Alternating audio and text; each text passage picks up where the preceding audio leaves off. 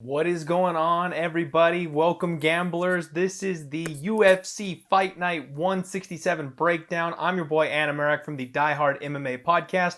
This video is brought to you by SBR Sportsbook Review.com. Check them out. Get all the information you can on the best books available to you. We are breaking down Jan Blachowicz versus Corey Anderson coming up on Saturday, and boy do I have some picks for you. Thank God we have gotten out of Texas, because the shit show that was last week's card, I don't know anybody who made money on that thing with the way the judges were scoring those fights. But I've got a couple of interesting bets for you this week. Our very first bet of the night, we are kicking the card off with Kenney. He is taking on Medeiros, and Vashvili was a pretty sizable favorite earlier on in the week. I snagged him at plus 185. Kenney is the dog here at plus 185, and we are going to take a shot on him. This is going to be a technique versus power type of situation. Kenney is second to none with his speed and scrambling situations, and while Medeiros has an absolutely amazing gas tank, he's a pressure fighter. He looks to put it on people. He relies on his offensive grappling, and that's, I think, where the key for this fight is going to be for Kenney. He's going to be able to create scrambles. He's going to be able to reverse positions on the mat, and if he gets on top or if he gets on Merab's back, he's got a very clear chance of finishing this thing. I think he can lock up an early round 1 and 2, and then in round 3, if Merab pours it on, he's gonna have to get a finish. At plus 185, I absolutely love this dog.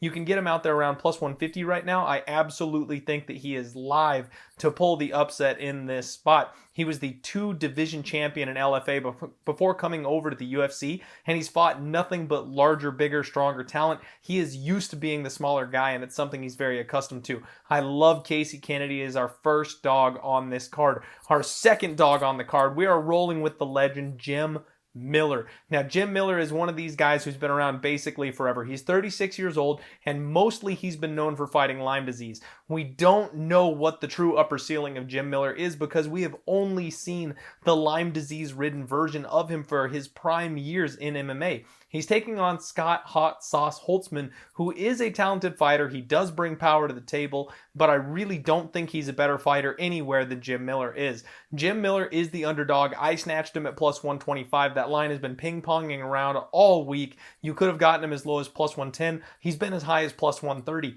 I absolutely love Jim Miller here. Scott Holtzman has a tendency to drop his right hand before he lets it loose, and Jim Miller has an absolute piston of a left. I think this is going to be a club and sub type of situation. Jim Miller rocks Scott Holtzman, puts him on the mat. Once the fight is on the ground, it is Jim's world, and he has got the nastiest guillotine I have ever seen. Massive value on this underdog, in my opinion, not to mention he has added some wrestling to his skill set. He's really good with trips, and especially up against the cage, he does a good job of peeling his opponents and taking their backs. And the last thing you want is Jim freaking Miller on your back threatening submissions. So again, the pick is going to be Jim Miller. We've got 2 underdogs there. Our next fight is going to be a prop. We've got an absolute war setup where Landow is taking on Medeiros. Medeiros is coming off of 2 really bad knockout losses, but before that, he was on a 3-fight finishing streak himself. This is an excellent matchmaking situation by the UFC, and this is going to be a fun one to just sit back with some popcorn.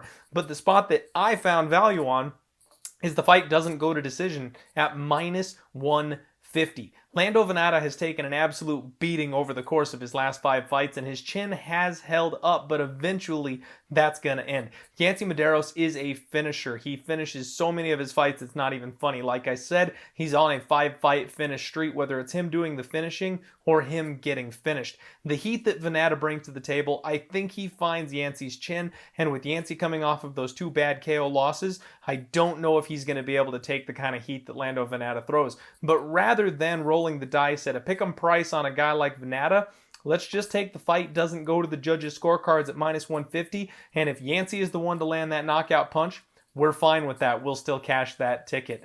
Our last bet on this card, unfortunately, is not going to be the main event, but the co-main event, where another legend in Diego Sanchez is returning to face Michel Pereira. Now, Michel Pereira is this really hot prospect coming off the regional scene. He's only 26 years old, and he is known for doing some of the craziest shit you have ever seen inside the cage. He does flips, and that's basically it. All he does is spin, he jumps around, he leaps over his opponents, he jumps off the cage.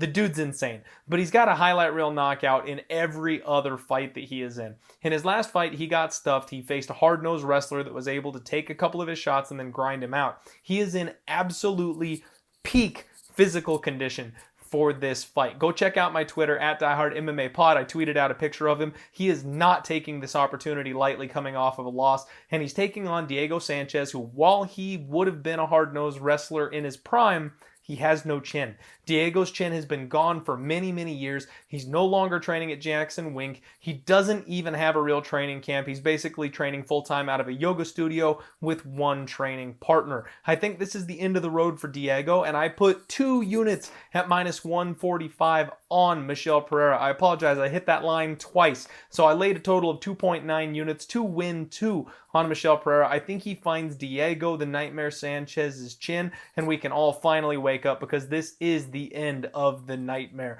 Good luck this weekend, everybody, on your action. Give me a follow over at DieHardMMAPod for more Twitter picks and information. If any lines move or if there's any late picks I add to the slate, they come out. That's where you'll find me. Thank you very much, and one more time, good luck this weekend.